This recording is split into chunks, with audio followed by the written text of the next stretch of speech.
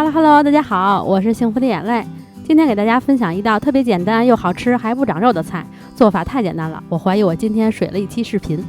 先把杏鲍菇用手撕成条，然后做一锅水，把杏鲍菇放进去煮2分钟。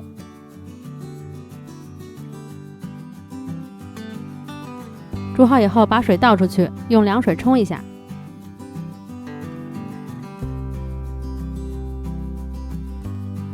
把水分攥干，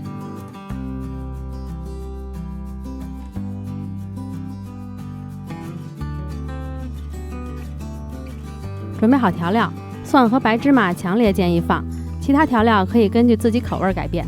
开中火把锅烧热，锅里放入适量油。如果你想做好的杏鲍菇吃起来焦脆干爽的，要稍微多放一些油。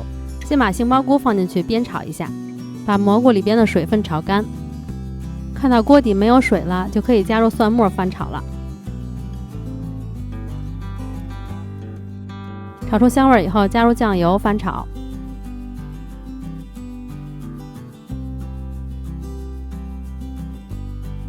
然后加孜然、辣椒翻炒。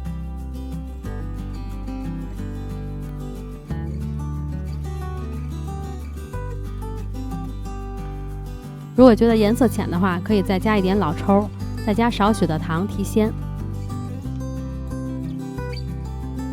出锅之前放入一些白芝麻，再翻炒均匀，然后就可以出锅啦。下饭或者当下酒菜都非常合适，你也赶快试试吧。今天就到这里啦，我们下个视频再见啦，拜拜。